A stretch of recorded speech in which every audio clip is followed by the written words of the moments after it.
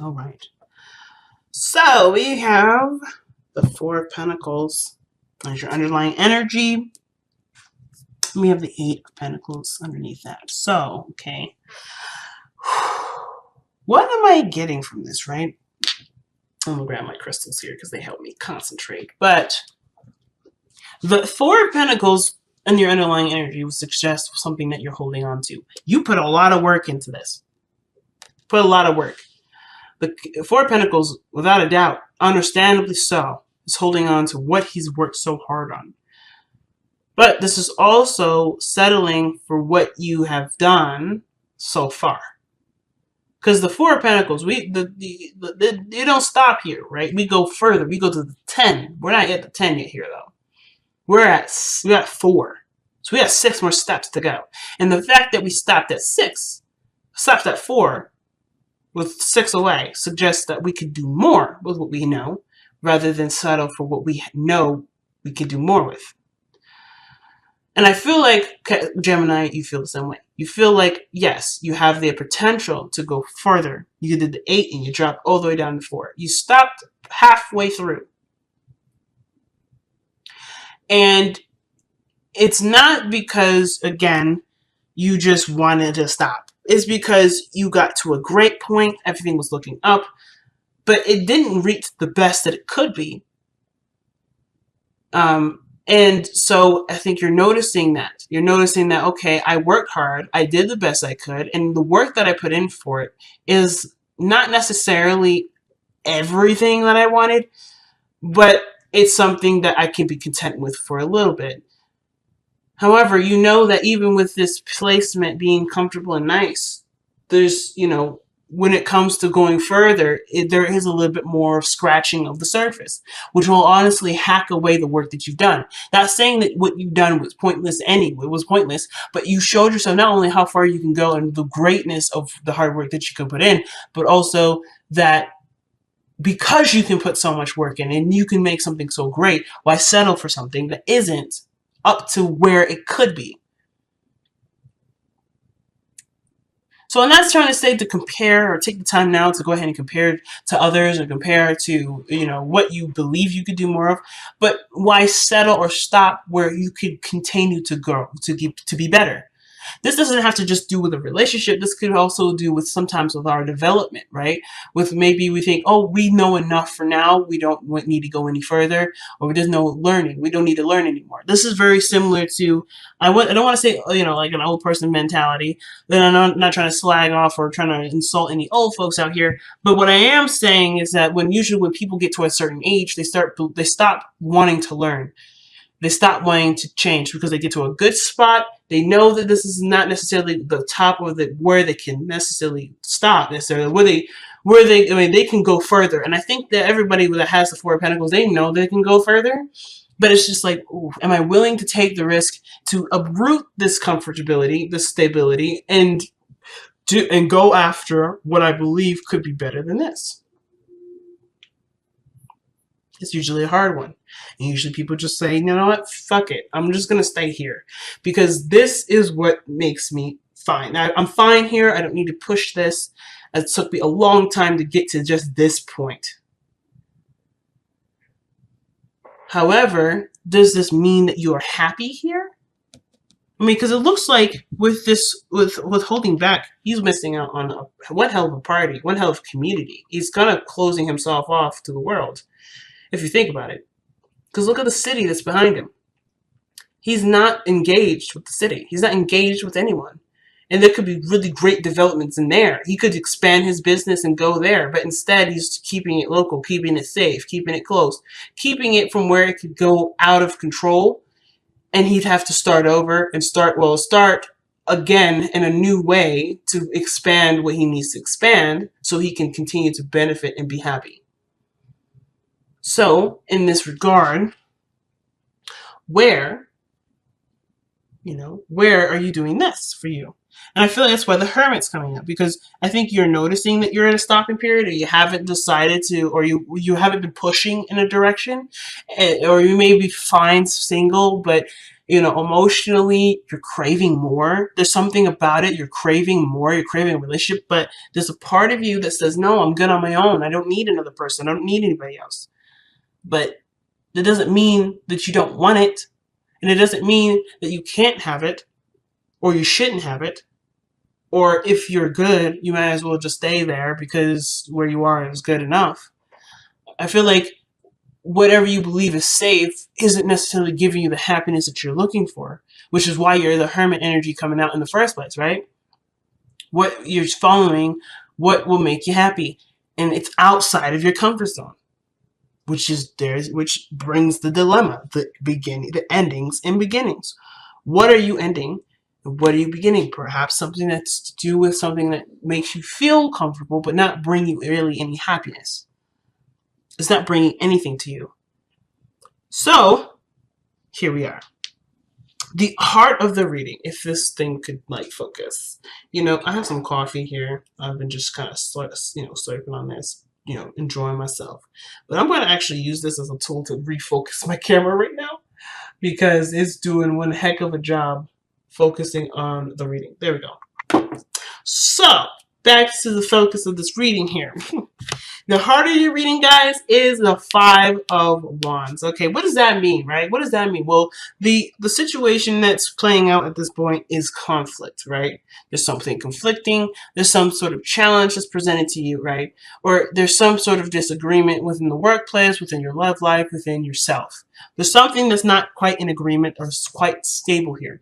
That's not a bad thing, though. It just means it's intense and it's really, it can feel like it's a lot to handle at once, but you can handle it, right?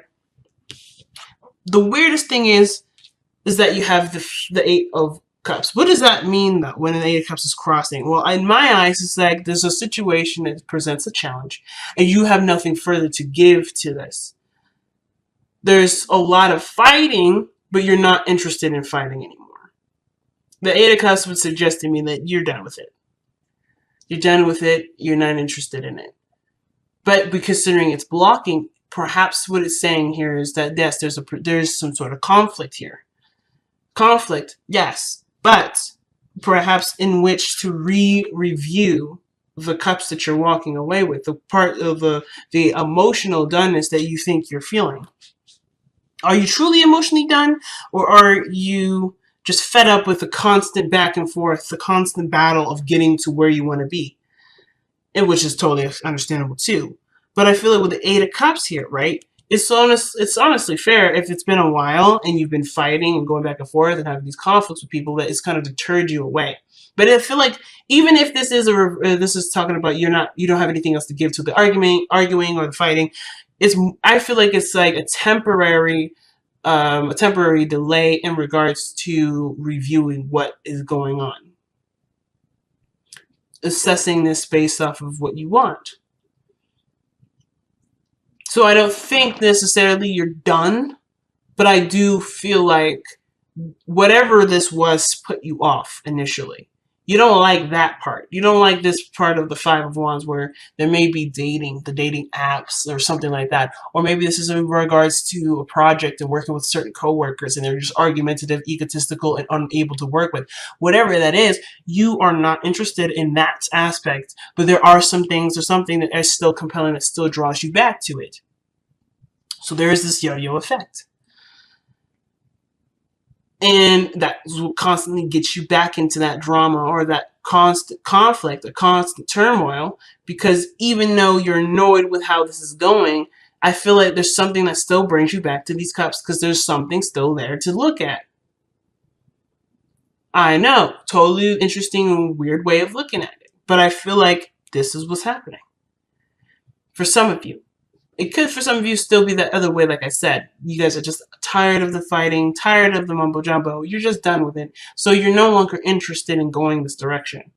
It may bring to light to you what you don't want, so therefore you can go and find what it is that you want by focusing on what you feel, which very well could be what's going on here too. And I feel like that's very much so tied with the other thing too. You know what you don't want through the arguing, through the conflicts, through the mingling, and now you're going to go for what you want by focusing on what you want, by focusing on how you want to feel. But at the same time, even then, you're still trying to find what do you want to feel. So in the past, you have the hangman. So things have been stagnant in the past. Things haven't been moving in the past necessarily. Like nothing moving in the progression of anything, but they're really just trying to get a better understanding of it. At most, you're trying to see something from a different perspective by not engaging. Right? You're surrendering to the perspective. You're surrendering to what's being presented to you. And instead of reacting to it or being a part of it, you're not engaging in it. You're sitting back and looking at it from a different lens, from a different angle, from a different perspective, so that way you can bring about something within you that will help figure out what you need to understand for yourself. So that totally makes sense here with the hangman. Nothing was progressing here, no relationships, no progression of any sort, but just trying to understand you for who you are based off of whatever you're trying to look at. And you were looking at it from different angles. So there was a lot of patience, a lot of surrendering, a lot of going with the flow, a lot of trusting yourself, a lot of trusting the universe. A lot of trust went into this. And the product of this hangman in the past is bringing the King of Wands. Your energy has gone up. Your focus is all about having more fun or enjoying yourself and being authentic to who you are. I feel like right here you want to express. You want to be more expressive, and you want to indulge into life experiences. But on top of this understanding of yourself, you've gained more confidence in yourself too. You've gained a tremendous amount of confidence. You see yourself with great esteem. However, with the Eight of Cups crossing this, I still feel like with this conflict energy, there is a bit of revision here. There is still an element of revision. But I feel like this is the revision of you leaving behind what you were not satisfied with. And now you're looking at this situation from the perspective of where you weren't satisfied to know exactly what you need to do for yourself to be satisfied. This is the death of what was in the beginning of what is. Not settling for less. I feel like you're noticing from where you are, the high confidence person that you are now, you're noticing where you've been, either where you have settled with this kind of conflict, with this kind of energy, where you have settled and where you can expand more because you are aware of your capabilities. You're aware of your power. You're aware of your strengths, where your heart really lies. You are so hyper aware of this now that this situation you don't want anything to do with necessarily, but you do have a different approach to how you want to handle this now. Because there's no way you can give back to this what you used to give back to it, because you're not in that level. You're not in that area now where that makes sense to you to do. It's just boring and it doesn't really give you anything. So it's like going back to that old way of being. Yes, it's a mechanism. Perhaps it's still in you, perhaps. But I still feel like you're not interested in engaging with something that truly doesn't make you feel good. King of Wands only does what makes it feel good. He doesn't do anything otherwise. So what didn't make you feel good? Well, you're about to change that whole process because you've taken the time out to understand, to get out of your own way and see what you need to see with this. And it's usually very hard because Gemini, let's be honest, right? A lot of 90% of the time, you're in your head. You're in your mind. And instead of being in your mind, you let yourself just be. And that gave you the answers. And that's why you're more confident now. Because you know who you are.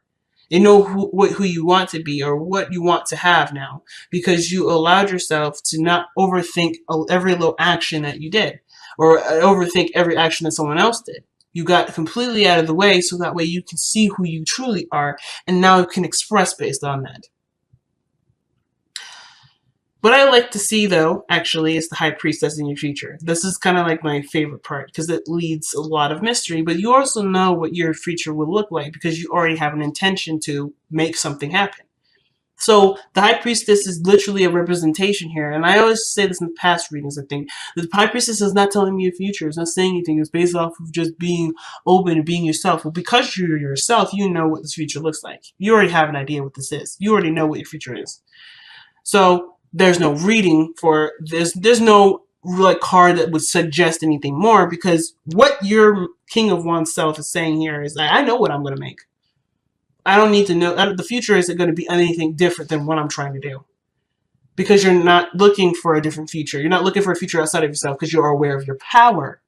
You are aware of your power, so therefore you know that your power is to create your future. So you don't need it. You don't need a card that suggests a future. That right there is power. That right there is some scary ass shit. Why? Because if somebody is aware of what they're capable of doing, they can create so many great things. They can create so many great things for themselves. And that also shows this person's unstoppable. Because there's nothing outside of their realm of power that they can and cannot do. There's nothing. So the High Priestess is my favorite part of this reading here. Because you know what your future looks like. Because you know that your power will make sure that happens. No ifs, ands, or buts about it. So your advice is the Ten of Cups. There's people already around you, based off of your surveying, based off of your your turmoils with other people, where you've expended your energy here with the Eight of Cups. You are aware of the happiness that surrounds you and the people that are willing to celebrate and be around you with this energy. It's finding the happiness and contentment where you are with the people that are currently here. And that's how you plan to manifest whatever you plan to manifest. You're done with the comfort zones. You're done being confined. You're done living in a world where it's only one way of being, because you are not that. You are more than that. And you are aware of that because of where you had stopped for a moment to recognize. The Eight of Pentacles isn't just about holding stuff back and keeping things to yourself and all this stuff. It's not just savings. It's also taking account for what you have. And noticing where you could prosper from, but with the time that you spend with taking as much account as from what you have. Does that make sense? Hopefully that makes sense, because I know that the way I said that was like, woo. But I'll say it one more time. This is not just a card that represents martyrism or martyrdom. This is a card that doesn't necessarily just talk about saving. It's also about taking account for what you have. It's about reviewing what you have. You already have everything right here. Or you have what you believe is everything, but really isn't everything, because the time that you spend to realize that to have this, you're noticing what you have. You're noticing that there could be more, because you're also taking the time out to realize where you're spending your energy into. And what your energy is expended into is a stagnant energy that doesn't grow. Does that make sense? And that's okay, because you didn't need to grow. You needed to see what you needed to see here, so you can go for more. So that way you can feel, so that way you can feel the urge to go for more. It's interesting. The happiness is right here, right around the corner. It's just based off of whether or not you're, if you have, the desire to do it, and really to just say goodbye to how this world used to be, and being the King of Wands and entering a new way. I don't think the Eight of House is coming up to say, oh, yeah, you're going through some changes, or not necessarily saying that, oh, something's going to end and something's going to begin. You've gone through a transformation. This is a representation of you going through a serious transformation. You are a new generation of Geminis. You are a new version of Geminis right now. And you did that by looking from your perspective at what you believe you needed to see for yourself to be able to evolve to the person that you are now that's unstoppable.